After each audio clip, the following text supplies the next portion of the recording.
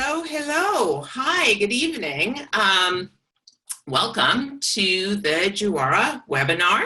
My name is Yoshko. I'm one of the co-founders of JUARA, and I'm very, very excited about tonight's presentation. By the way, if you are wondering where you are in the JUARA wellness webinar.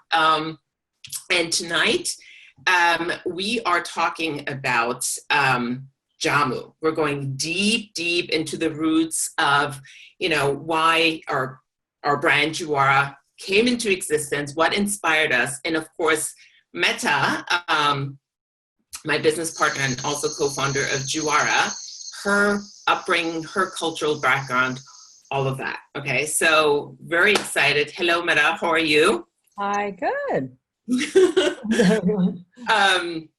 All righty. So the reason why this is so special is because the inspiration of Jamu, for all of you who don't know, JUARA is an ancient healing and wellness health tradition from Indonesia. It's been around for well over 1,000 years, almost 2,000 years. And there's a lot to be learned from this. The title of tonight's webinar is Jamu and what we can learn from this ancient tradition in today's time. Sanity-saving tips, sanity-saving ways of thinking for today's time. Because let's face it, we're in our third month now with this pandemic, and we've probably around the globe, nobody has really lived through a continuous crazy time like that at the same time around the world as we do now. So let's get started. Just a few words also why we created these wellness webinars is beauty is not only skin deep, it's a whole mind and body situation, right? So we are a skincare and, skincare wellness company, holistic wellness company, and it really is more than just a, product that you put on the skin. It really is inside out, outside and in. And during these crazy times, we wanted to have a place where, we could connect and talk about things, all things wellness, and how we can help each other and what really affects and, improves our well-being. A little bit about JUARA, if you aren't familiar, and if you are, yay, thank you, welcome back. If you aren't familiar with JUARA, it is inspired by the Indonesian tradition of Jamu. We use a lot of the same botanicals and recipes, and it really the philosophy is inspired by Jamu, okay? And we focus on a holistic approach to mind, body, and soul, total wellness. And what's really interesting, what you're going to learn about also is, this focus on mindful rituals, right? Which is integral, we believe, to the human experience. And Jamu has a real focus on that. The objective of these webinars is, we want to connect here, right, around our need and our desire for holistic wellness. It's a trying time right now because so much of our wellness depends on connecting with people, right? Being with people. That is what nourishes the soul. And now during social distancing, we can't, we have to be creative in ways to connect with each other, right? But just as a reminder, social distancing is not emotional distancing. It's just physical distancing, but we still are able to connect. And, that was one of the missions of launching these webinars. We hope to offer valuable content, right, from, a diverse array of contents. And today it's going to be about Jamu and the ancient philosophy that can help us. And also it's a platform for presenters. We've had a variety of really amazing subject matter experts on here. And if you are also a practitioner in the wellness space and you're looking to share your thoughts or your approach here, this is really a great place to reach an audience, especially if you've been more you've practiced in a physical space or in a brick and mortar space. This is a place where you can basically, turnkey, speak to people and get your thoughts across. So let's take a deep breath.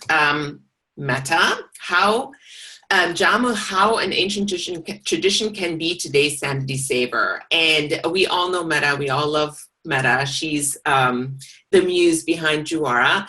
She's actually native of Indonesia. And what's really, really, really fascinating about Metta is that she was born and spent her early childhood in Indonesia. And she grew up with the Jamu tradition, just organically in her family, right? Because it's a interesting tradition that's very, very much alive today.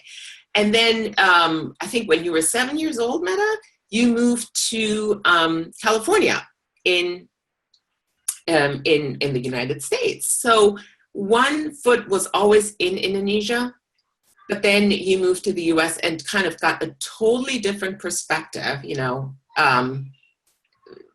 You brought Jamu with you, but then you had the Western influence. So I'm really looking forward for you to share sort of like the duality, right? Of like the East meets West, how you actually experience it in your life. Okay, so without further ado, Metta. Hi, Yoshko. Hello. Thanks for the introduction. I'll just jump and get started. And again, if anybody's, I'm down with like interactions, and I'm pretty good at scanning both ways. So please ask questions. If not, I will just keep going. So here is kind of the Jamu lifestyle. We talk about Jamu as if it is a tonic. And for those of you who are familiar with it, it's something that kind of comes in a cup and there's a bunch of herbs and here we go.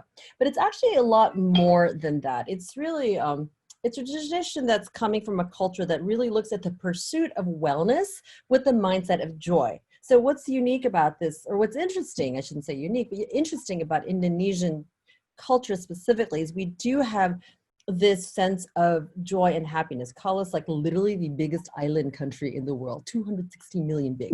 So wow.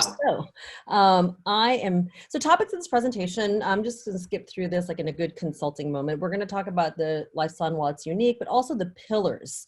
There are three main pillars, and it really goes about health and wellness, which is so relevant in these times, experiential living, and community. Gonna give you a recipe that looks a lot like that stock picture of Jamu, but you can make it at home as well, and it's super awesome. So quick thing about Indonesia, because this kind of sets the backdrop. It's big, fourth most populous country in the world, 260 million inhabitants, 17,000 islands. I like to say that's a high tide, so you get more when it's low. Lost a few in the 2004 tsunami, unfortunately, but we have many left still. It's spicy. So it's a center of the spice trade. For hundreds of years, we have literally been the stomping ground of a whole bunch of different cultures coming in, trading spices. What that means, we also trade their cultures. We learn from them. And even as a country, there are pure Indonesians, but many of them have their part. They have influences from China, India, Arab, so Dutch. So it's quite diverse. And again, not just the humans, but the population. We have a ton of plants, which think about going to a grocery store and making a salad with like 40,000 species of flower. That's a lot of salad. So that's the gist of it. And why is it unique? It's 2,000 years old. There's been spice trade for a very long time. And I mean, you could see on this is the reliefs of Borobudur, which is considered one of the oldest, structures, temples out there. And this is 890, between 800 and 900 AD, you could see those reliefs of people. This is serving Jamu. This is a healing tradition. So you saw it first. It's empirically tested, which means the recipes are passed down through families and healers through generations. Even the Indonesian FDA says that empirical testing is validated because if you think, if it goes past 3 generations, it's considered valid. Why? It's a simple logic. If your child was sick and you gave them something and it didn't make the stomach ache go away or something, you really wouldn't do it again. So there's a natural filtration of what works and what doesn't work, and a refinement. And it's predominantly not a written tradition. So unlike Chinese medicine that has a lot of precise documentation, it doesn't. it's very much word of mouth passed from healers, or, there's a lot of people who say, I heard it from my grandmother, I learned it from my aunt, or even men can be too, although interestingly enough, predominantly it's a lot of women are the healers, not surprising. So it's a holistic approach, just because it's like it's transmitted from one generation to another. And how do you know you blend something correctly? Because it tastes good, it feels good. So this is all part of the pillar of, health and embracing your senses, and community, because this is kind of like the engine that keeps this tradition going. So, little known fact, unless you know this, and Jamu is inspired, or it comes from the word jampi, which technically means, prayer or mantra. And interesting, got a Zoom chat question, which I will answer and address. That yes, because a lot of the Jamu tradition is served from healers or families and passed down. They're served with a positive vibe. It's not like, when you go to juice press or any juice place, you kind of pick your mean green or your like peanut butter chocolate protein powder with your maca spirulina, blah, blah, blah. You thank you. It's the credit card. Thank you. Goodbye. You have no idea who served you. We're done. I mean, the manifestation is it comes from like a beverage, but the entire process, the person gives a prayer, it's a mantra, please get better. Oftentimes jamu is made by a mother to a child. So yes, it is the context of the serving, which is incorporated in the word jamu, hence it is inherently lifestyle. And because it is transmitted like family to family, healer to healer, you will find variations. There's certain islands that will use certain core ingredients from jamu because different things grow, just different climates. Java, more of the core jamus from roots and plants. Bali, it's more fresh leaves, so yeah, there are variations across islands, and there are also variations amongst families or just even commercial stores because of the flavor, because it needs to taste good. So jamu should be enjoyable. And the interesting thing about our bodies, and this is something to note, we know what's good for us. It's kind of an herbalism mindset that our bodies, when we're really in tune with it, knows what's good for us. And it also knows what's not good for us. So I actually read that there's still thousands of plants species that haven't even been recorded yet. And they're still being in the process of recorded and sort of documented. I mean, that's how crazy the diversity is, really. It is. And right now, only I think in the last, I want to say 50 years, actually less than 50 years, the official Indonesian FDA is actually trying to formulate, they actually now have task force that are going to different islands and trying to record, right. To formally record the actual jamu recipes. So again, the pillars of ailment prevention, embracing your senses. So yes, in a flower bath, that's warmth. You feel your skin, you smell the flowers, you drink the tea. I mean, this pretty much in a nutshell is your classic Bali spa picture, but it's true. And connection to community, this is an example of how we often eat. We actually eat off one thing. This is a traditional gathering, and you're sharing stories and connecting. So the stories, I asked like a master chef from Indonesia, why do you think they do that together? He's like, well, I don't know. They didn't have TV back then, so it's not like you could stare at it. So I guess you had to talk to each other. So, he's joking, but it's true. It is trouble, sit around the campfire and talk. So the point of, I'm just going to skip that very wordy slide. The point is embracing what we're going to talk about today, and this lifestyle and seeing how it can incorporate into your life is really that pursuit of joy part. We're going to talk about the tools, but the joy, that's on you and how you want to take it. So so we're going to do we're going to do a poll right now, just a little, check in with everybody. Everyone. Okay, here we go. Can you see it? So how has your health been? Yeah. How has your health been since we started staying at home, right? So since to various degrees across the country, around the world. But has it been about the same? It's been worse? It's been better? It's better. Ooh, okay. Or it was up and down, but okay now. So fluctuating, I guess. Yeah. Or you got sick and now now you're okay. Can you guys vote, or do you guys see the? Yeah. Okay, we're gonna leave 5 more seconds. 5, 4, 3, 2, 1, and okay, and let's share the results. Okay, so it's about the same, up and down. It's interesting. 27% it's better. I think some people actually have had time to kind of reflect what was important to them during this time, you know, because you're kind of forced to take that step back.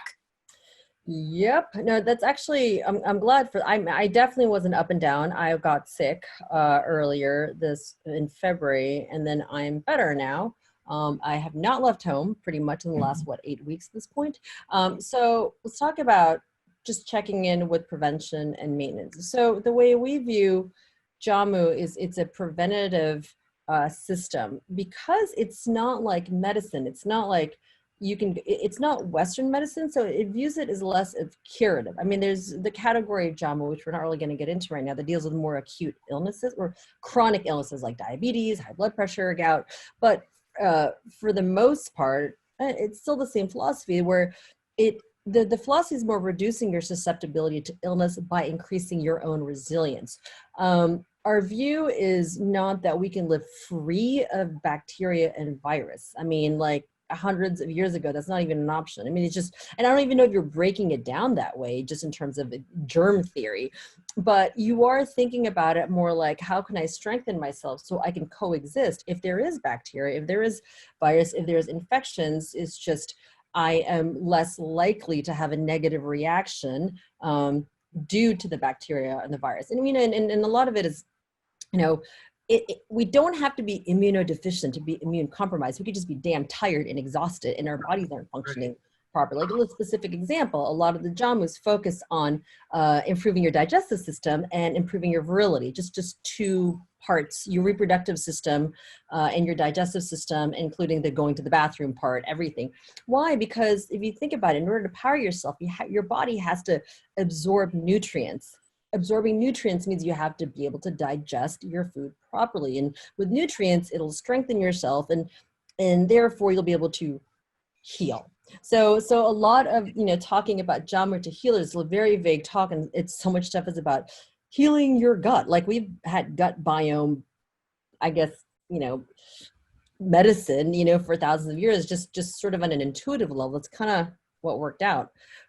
So anyway, so that's just an interesting thing. It's easier to maintaining health and taking care of it before you get sick. And what's interesting is, Yeah, I was just thinking, like, what popped in my head now is that, you know, it's so funny how in modern times, Western society, and even to this day, where if you think about it, you know, very wealthy countries now, you could pretty much buy your health if you wanted to, right? In the sense that, you know, you have everything available.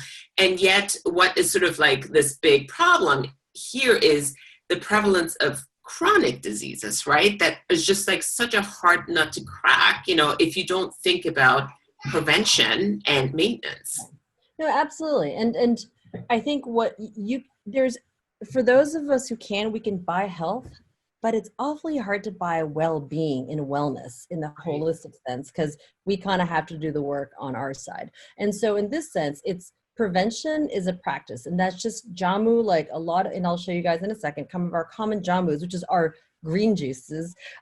It becomes like a practice. It's very common to have the Jamu sellers on the street, and then every day, you know, you kind of walk by on your way to work or whatever you're doing, you stop by to the local Jamu maker, you buy her a cup of the brew that she made, and on to your day. It's like getting a cup of coffee.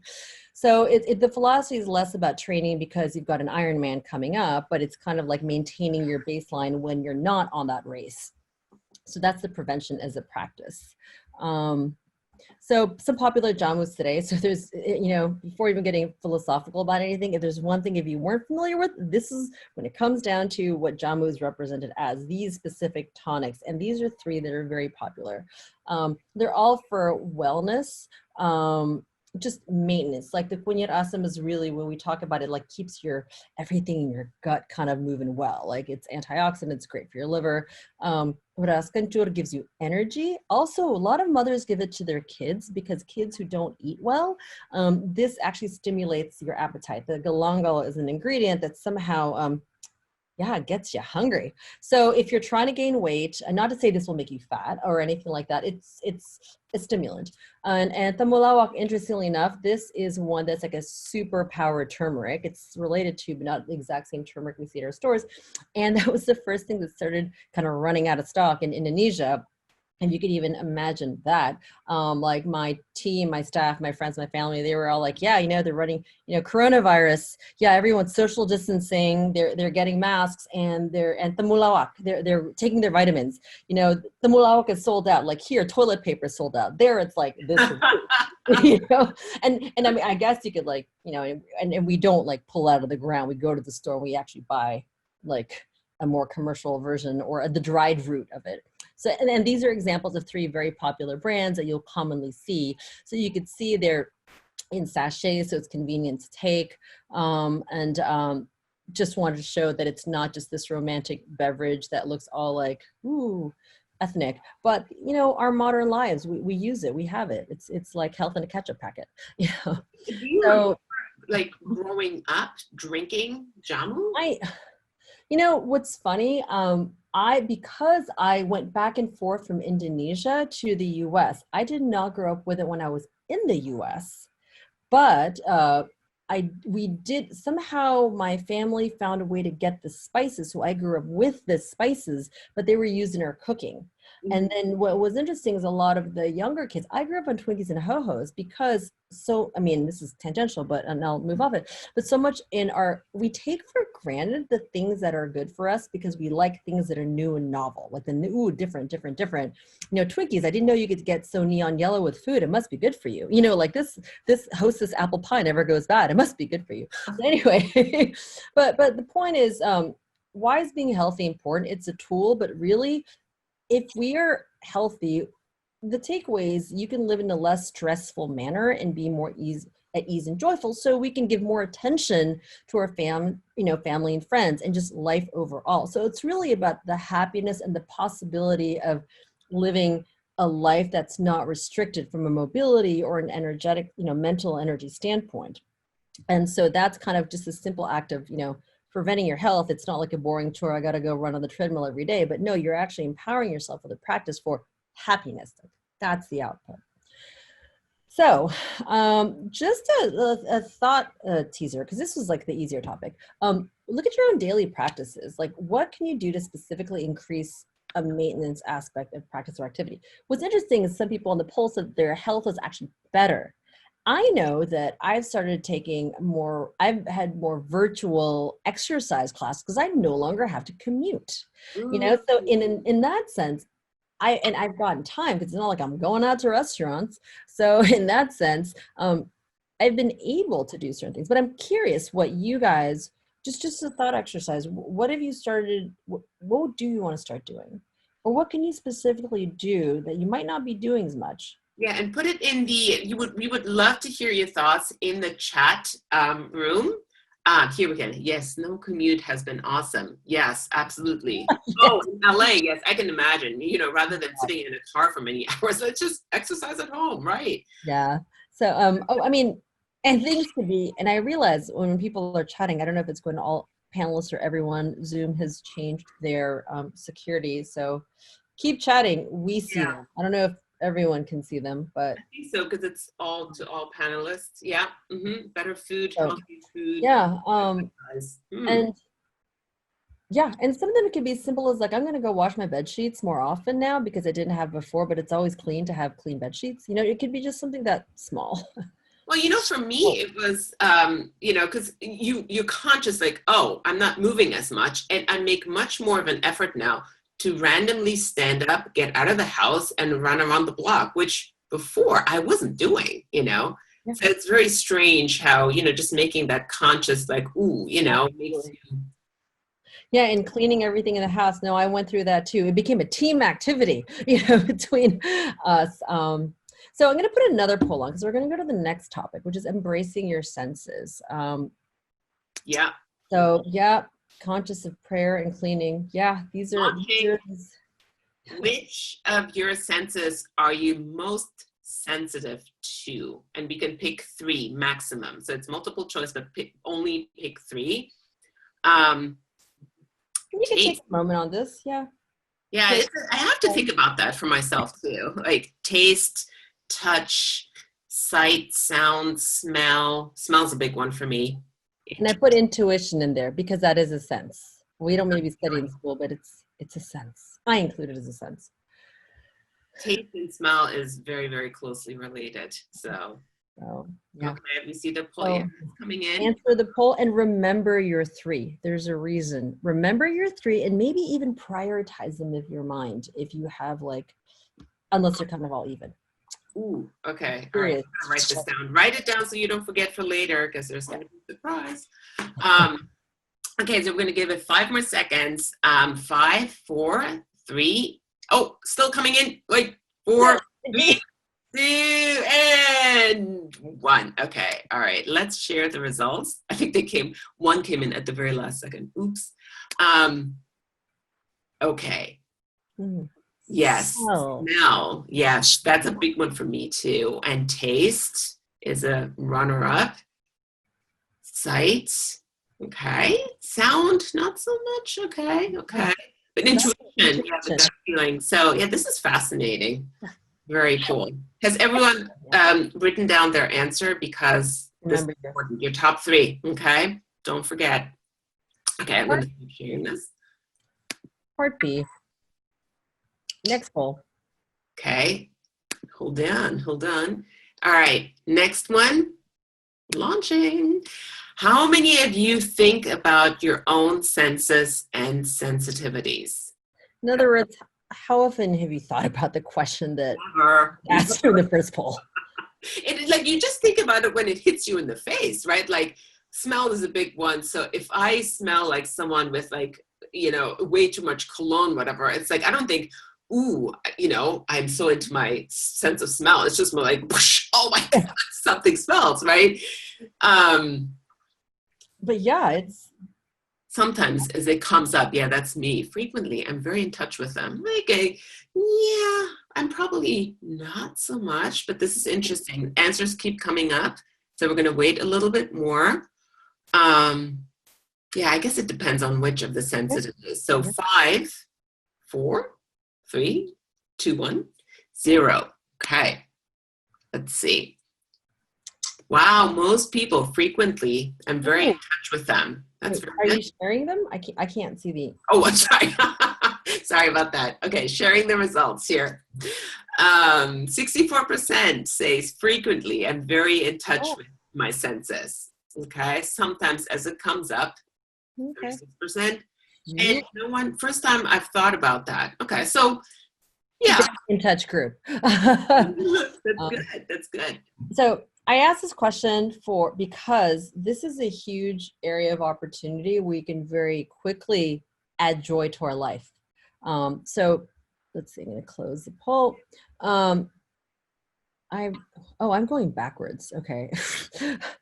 Indonesia is an island. I would have to say it's a strength and a weakness. It's all about experiential living. Like I mentioned, the diversity of our country and being a tropical island and being a spice island, we rely on our senses for so many, from commerce because it's spice, to just food, flavor, for safety, for pleasure, feeling the humidity in the air, knowing when the weather is going to change, smelling like when are the fruits ripe, just life. It's a very lush country, and whether it's the mountains or the water, or just sort of the jungle areas or the drier areas. So we're quite in touch with them, and therefore a lot of things wrap around them. This leads to the importance of certain things that enhance the well-being of our senses. Certain examples, well, first of all, food is just, for those of you who've had Indonesian food or been to Indonesia and had the food, I think it's kind of amazing, if I should say so myself, because it's such a full experience. And we take it super seriously. I'll just give you a small quick anecdote. We can move on. Like my cousin, I've overheard people, and my cousin even talking about like, oh my God, I had this amazing bakso, which is kind of like an Indonesian meatball, like soup noodle. It's kind of, or soto, which is like our Indonesian chicken soup, but it has turmeric in it. And you can talk forever about it, because when they're telling you about the food they love, they're not just telling you, they're literally reliving it. Like, I kind of want to like shake my cousin, like, all right, this is literally the fifth time you told me at the same damn thing. But she always goes like, oh, we got to get some, we got to get some. And, you know, so she's reliving that moment. And even if you show up at a party, you don't just bring a cheap bottle of wine or a nice bottle of wine or a bag of chips or whatever. It's got to be good.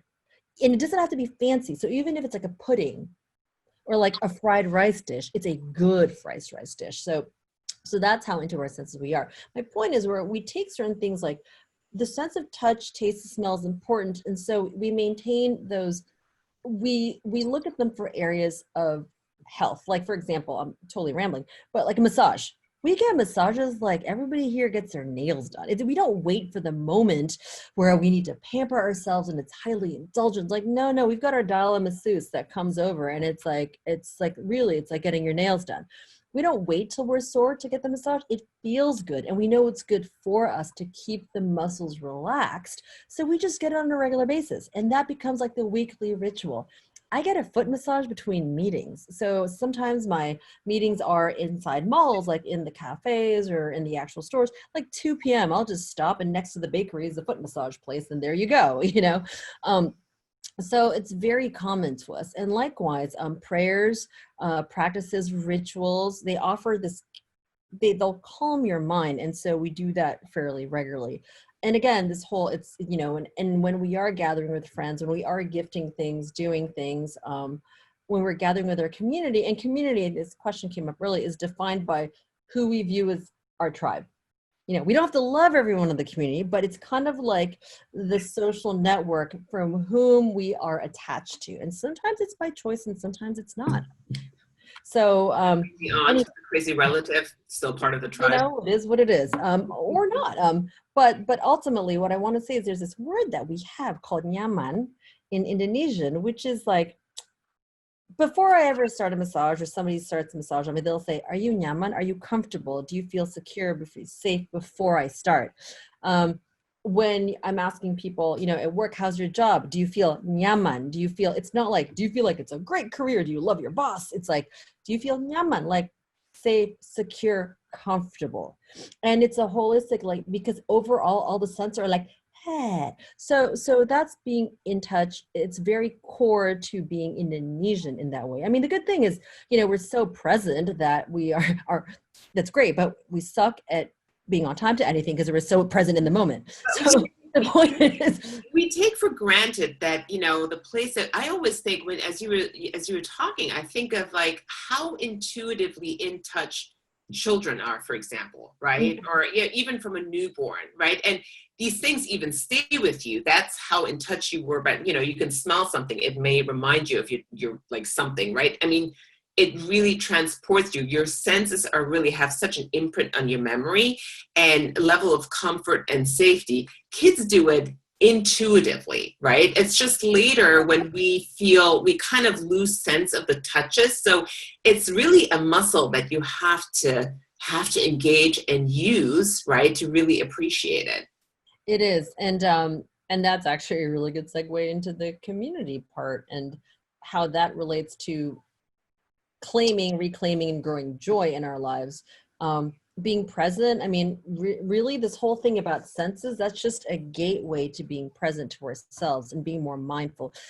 Embracing your senses doesn't mean to jump into a life of hedonism where it's all about like how I feel good. You know, it's about me. It's really just a positive reinforcement to a practice of being present to yourself, which means you can listen better to your needs, which then translates to other people's needs. Especially when we're relaxed, we can listen to other people better. And that increases the connection. And again, relationships, strong relationships and happiness, very related. And especially now, again, social distancing is not emotional distancing, but we do have to learn how to listen to others, maybe in a different way. Like a happy hour Zoom with the same 5 people is not the same as you know, being in the same space. Like the visual cues, everything's quite different. So we just have to listen a little better and sometimes just check in with people more. Right. Anyway, so that's where the embracing your senses. Here's the part where it's the joy, and how do we take the embracing the senses as a joyful practice? So look at your own daily life. what is it that you can specifically do to add a little more enjoyment or maybe meaning to an otherwise chore-like routine? Or what practice do you want to start that can help you be more in touch with your senses?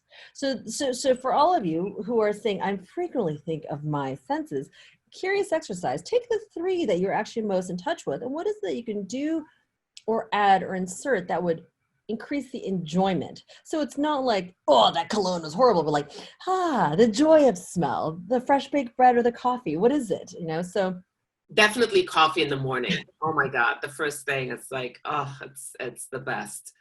so what can you do with your coffee that will help you enjoy that smell more, or something. This is what I mean by touching into your senses. Yes. See? Oh, yes.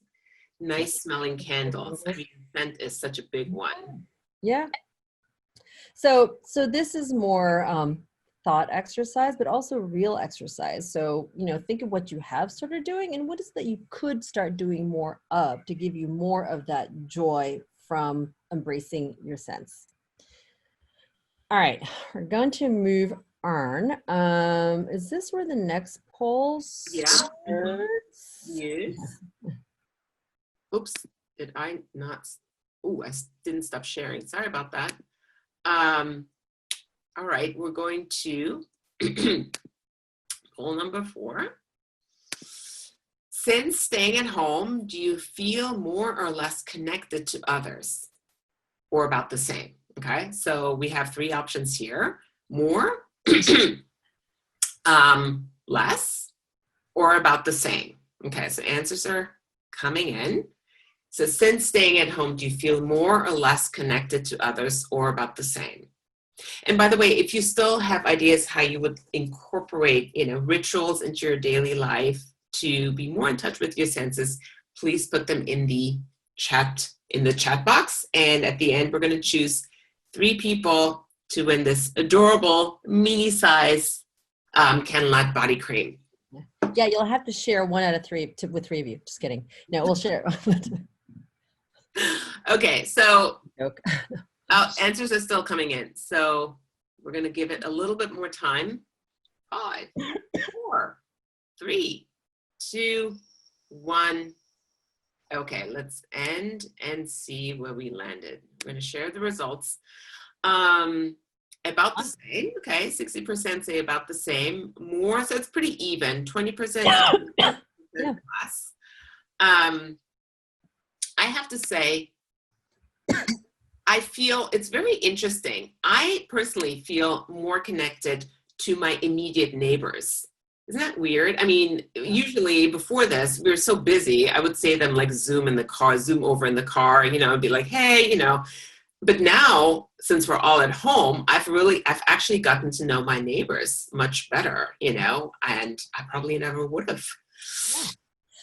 So that is true. So let's talk about community and connecting with them. And let's define, I use the word community loosely because everybody's got their own definition, but it does function as you being one endpoint and the other endpoints of your network is your community. Like I said, some you can choose, some you can't, like your neighbor.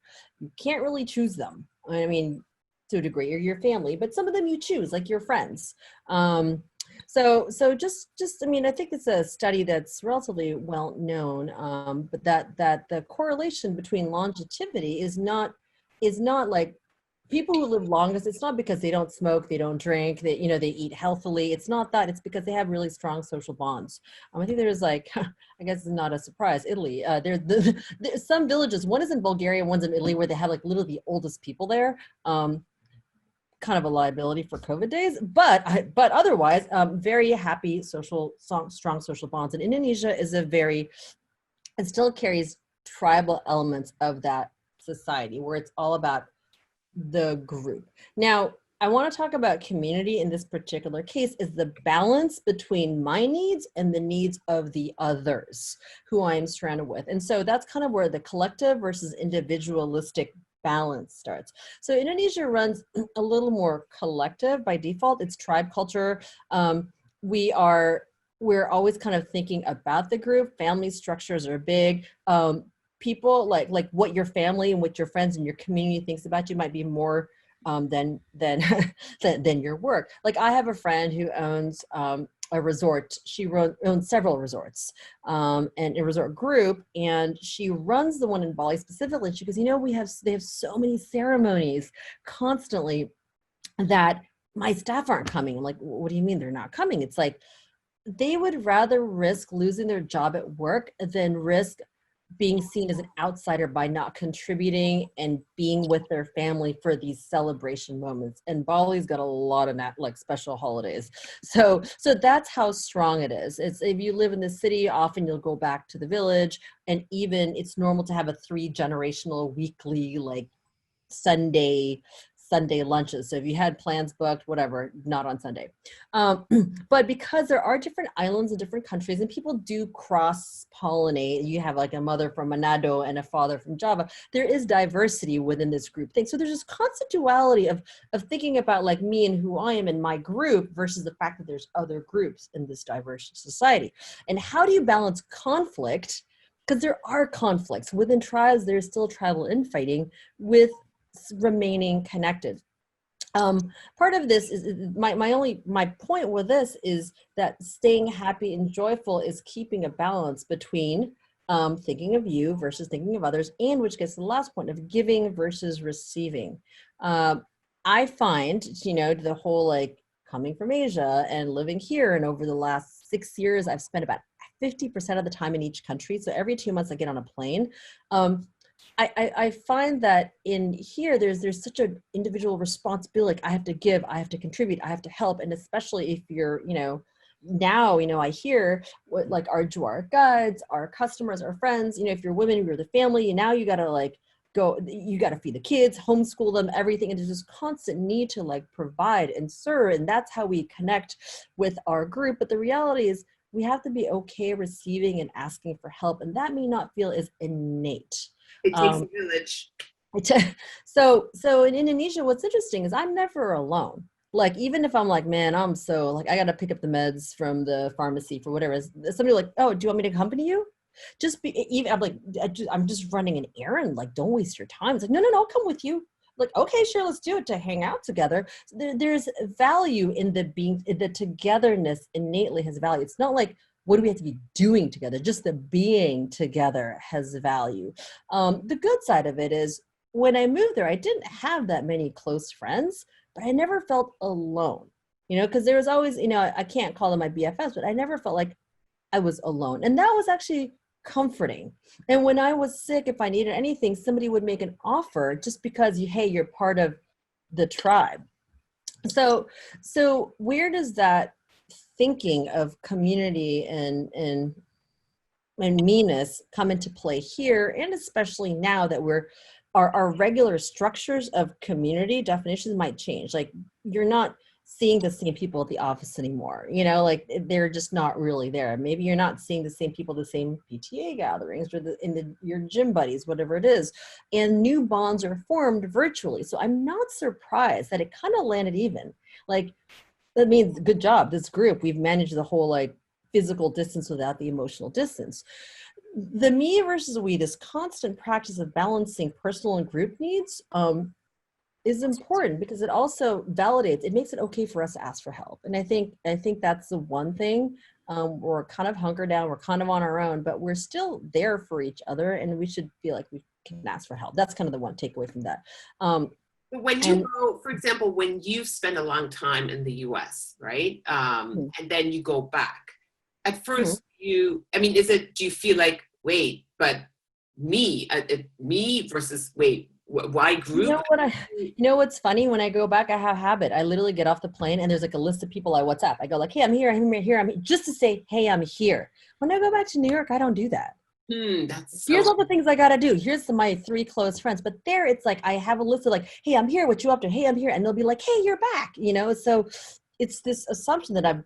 Sometimes they're like, when are you coming back home? I'm like, home is New York, but it's okay.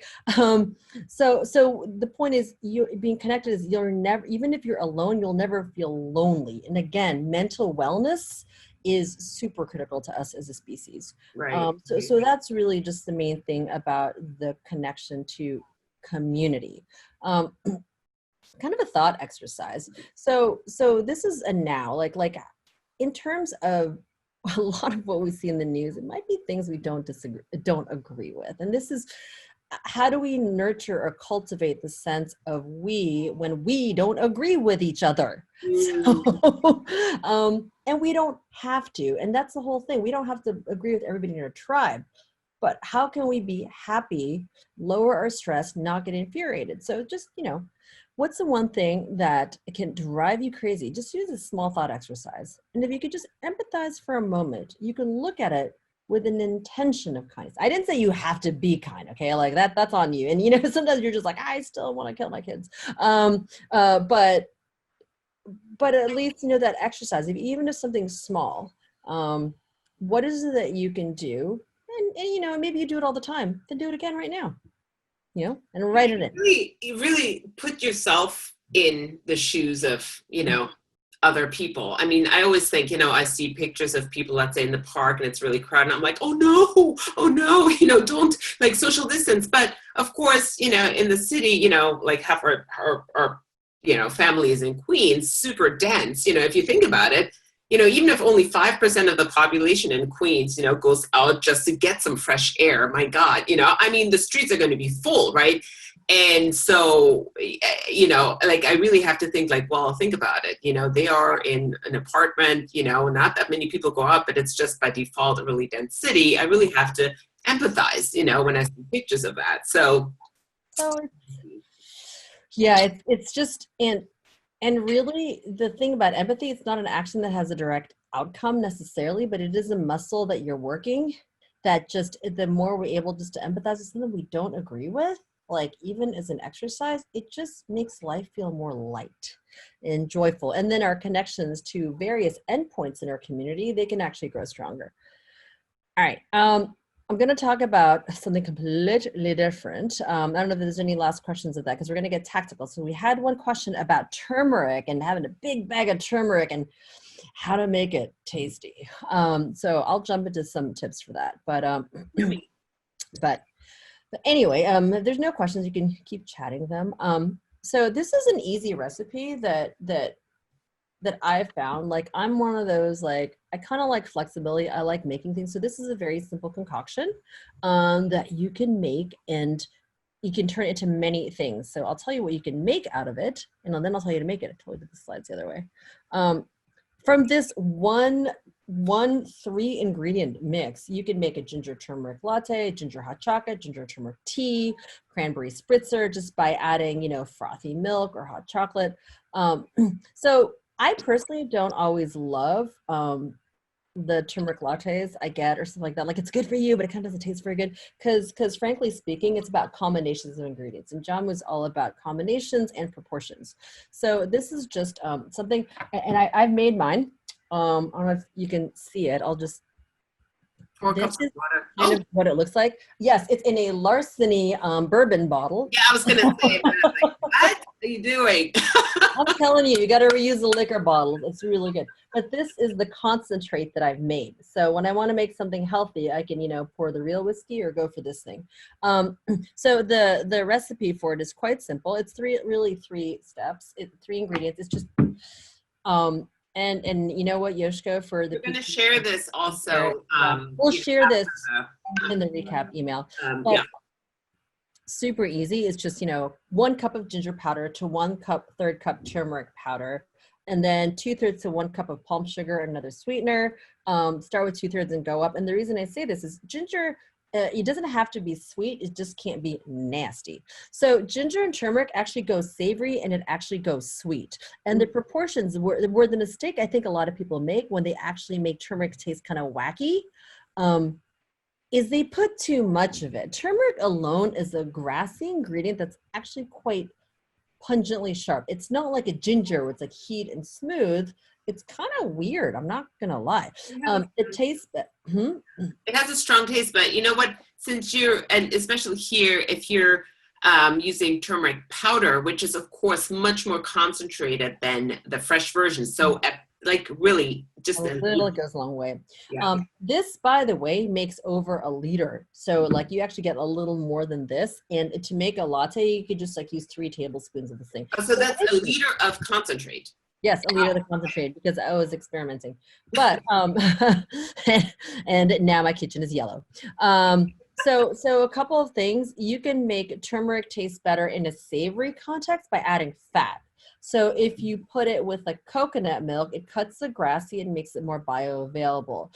If you mix it with ginger or garlic, it actually tastes quite good.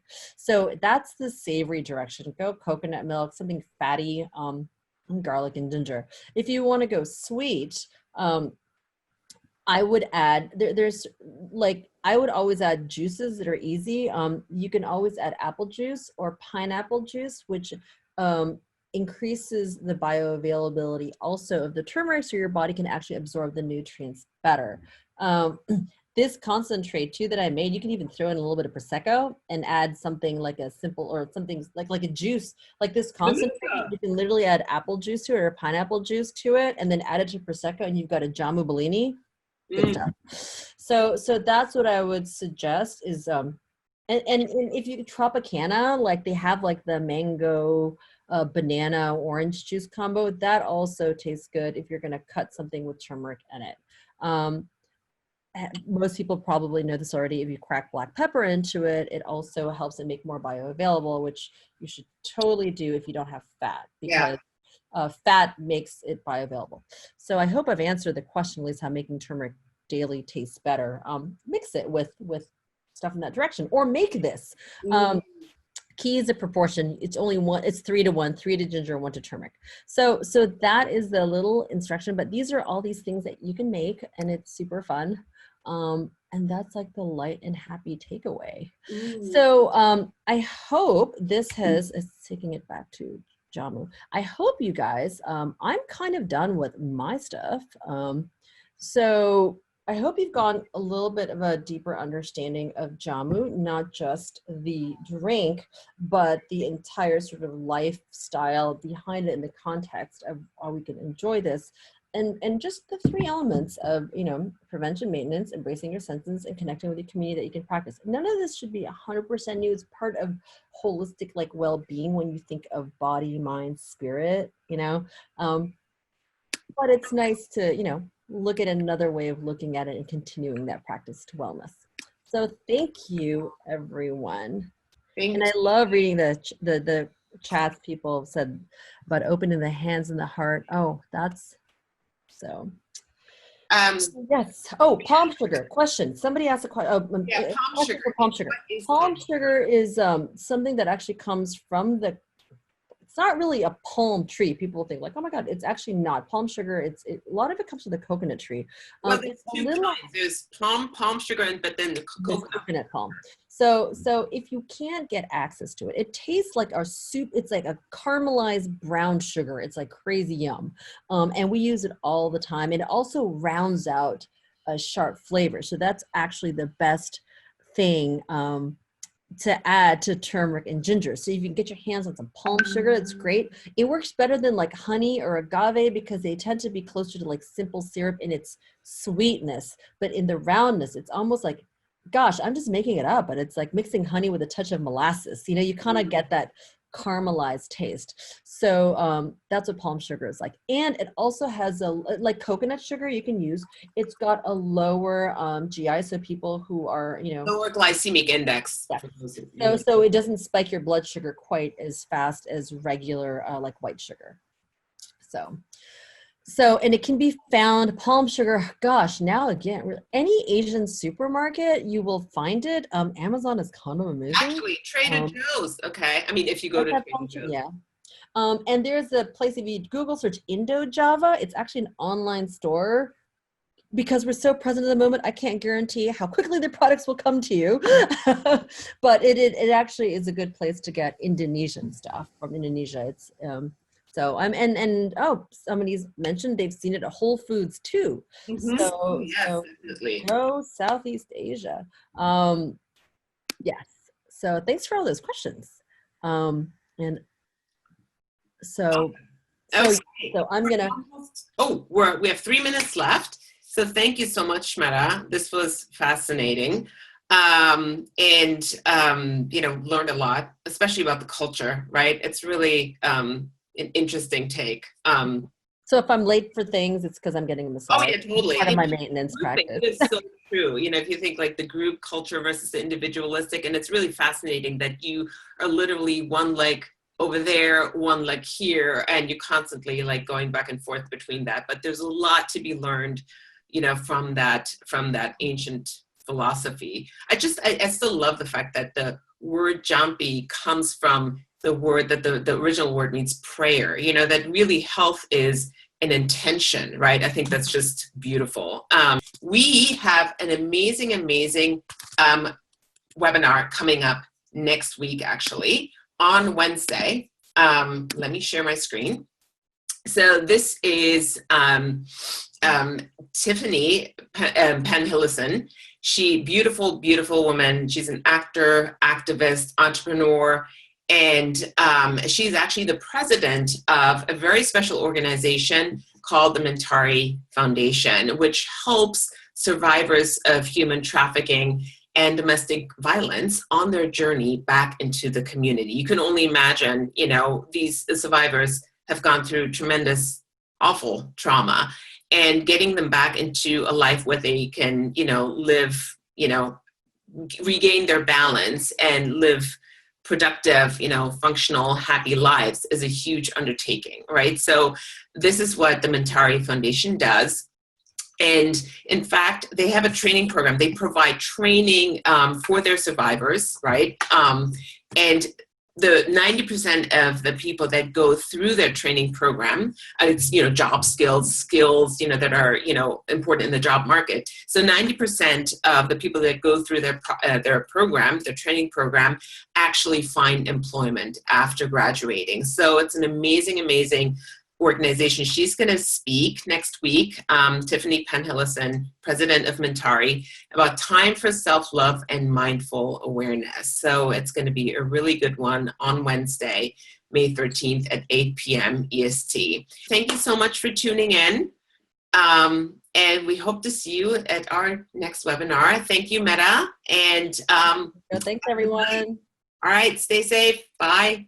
Good night. Good night.